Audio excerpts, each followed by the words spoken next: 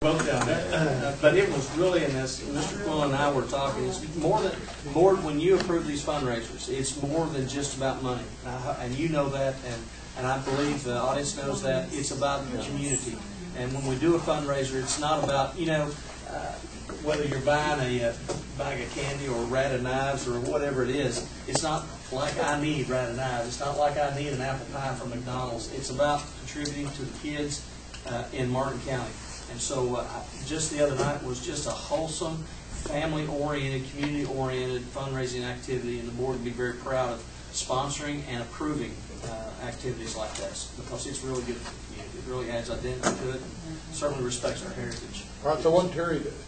Terry, he was, we had a fundraiser at McDonald's. Yeah, but what did you do? I mean, I was cook hanging out the hamburgers or window, what? handing people their through the drive-thru, giving them their food.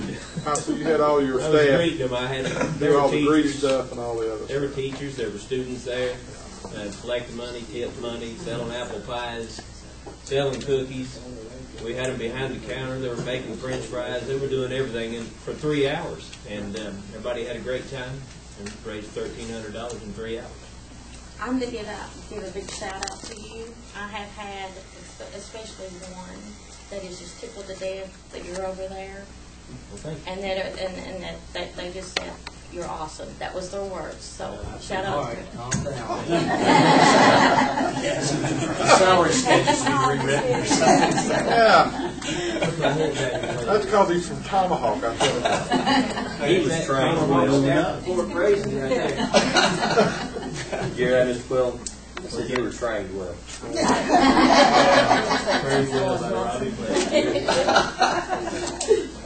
We won't hold that against you. No. Thank you, Donetta. Appreciate that. Appreciate it. Where we're at. So the administrative reports. Yes. The Martin County Education Association. Can we go to that one now? Board, if you recall, I think it was the last regular, was it, or was it an August? October 8th. Was it October 8th? Last year. There was concern about the legitimacy of the current collective bargaining. That's correct. Because there was some missing items in the meeting.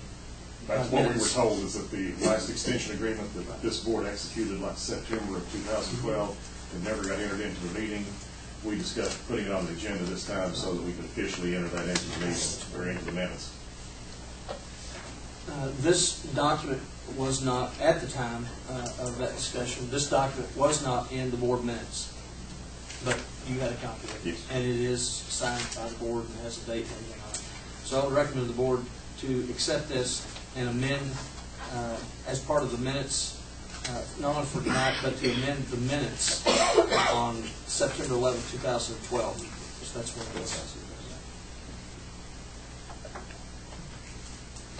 But again, this was not part of the minutes. This was not in the record at that time. So We're now making this part of the record. Okay. is there any discussion by the board? If not, I need a motion to approve. Make motion. And a second. Motion and second. All in favor, please say aye. Aye. Any opposed? Motion carries. Thank you. Next item on the agenda is school reports, test survey. Ms. Lisa Kirk. Actually, Mr. Terry Quill is up. The board may recall our KSBA training, and we went over the TEL survey, some of the data. And as I shared with you that evening, the school will be providing a brief snapshot of their strengths and opportunities for improvement off of that survey. Okay, yeah, TEL survey, what it is, they give the teachers a questionnaire. They answer a lot of questions, and administrators. And what it does is it gives you results statewide and county of what the teachers need. Basically, what they need or what they're already good at. So it helps administrators look at those results so they can help the teachers, basically. And I don't know if this can, here it is, coming up. TEL survey results. The first one that'll come up here, the second page there. This was a question that I was just kind of concerned about, or Hold on, no, Terry, Lisa's going to put my slides there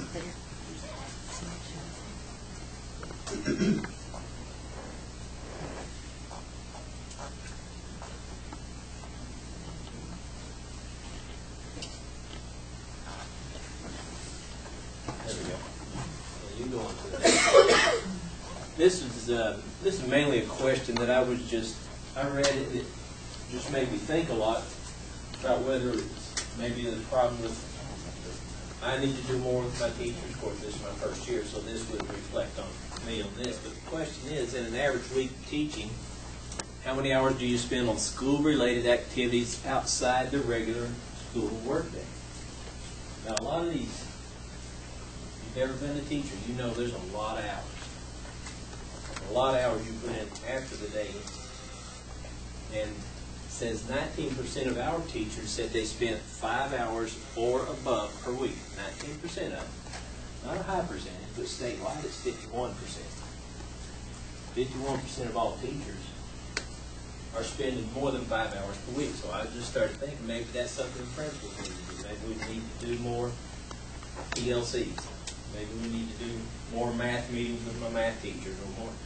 Maybe there's something we need to do more. Maybe the teachers aren't doing more. And I'm not saying they're not. I'm not using this in any negative way at all. This is just, I just questioned it. It hit me that the state was at 51% and my school was 19%. I don't have any answers for that. I don't know why it's like that. I'd like to know what these teachers that are doing 51%, I'd like to know, are those schools that are high-level schools?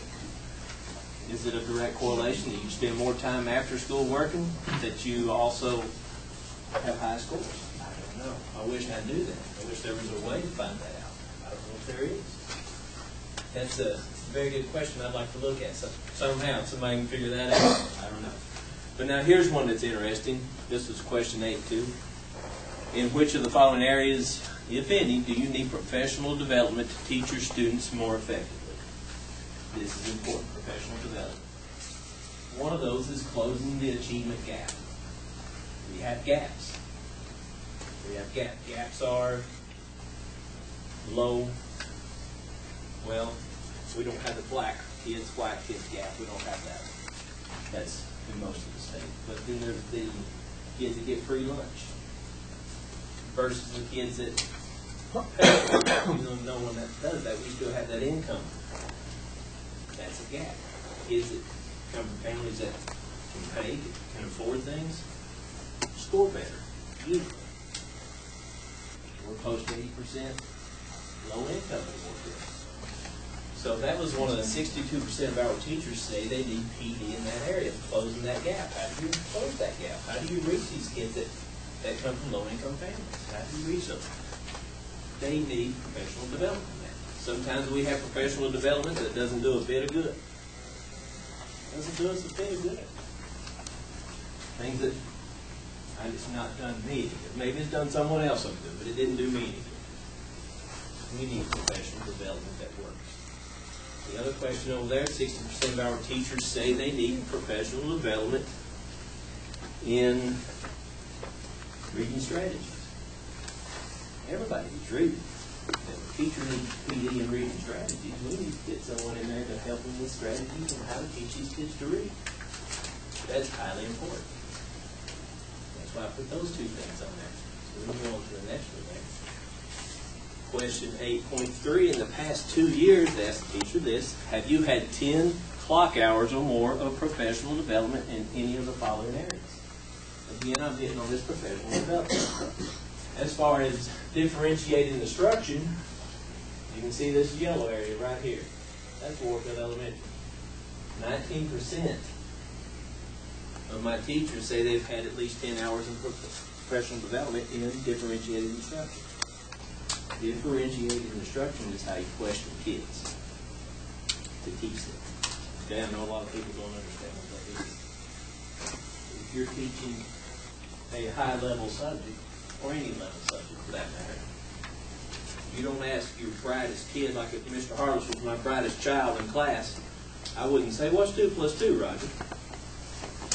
I'm trying to build confidence. Well, that's not going to build his confidence. His confidence is already there.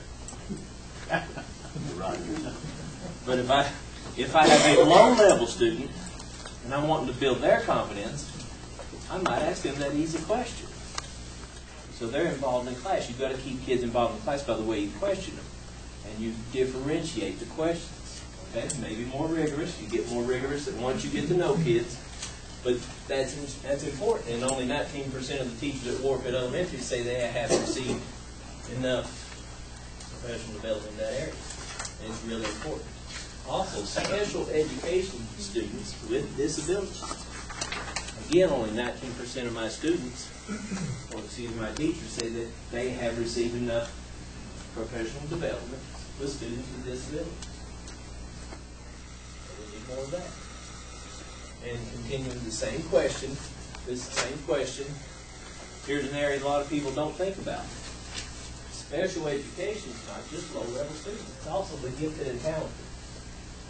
Sometimes we forget those kids. What are we doing to raise them up to a different level? Teaching the low-level kids.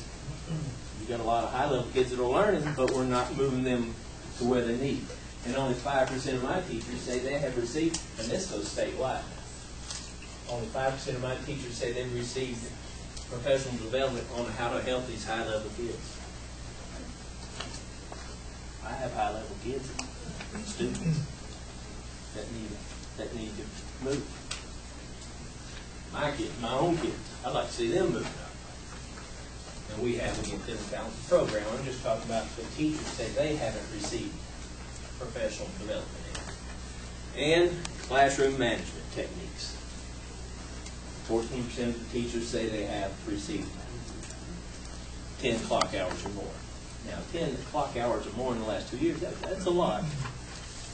And that's a lot of things in professional development, but that's what I wanted to bring up more than anything, is training my teachers to be better in these areas. Reading, special needs, classroom management, all those areas that I touched on. So that's it. Anybody have any questions?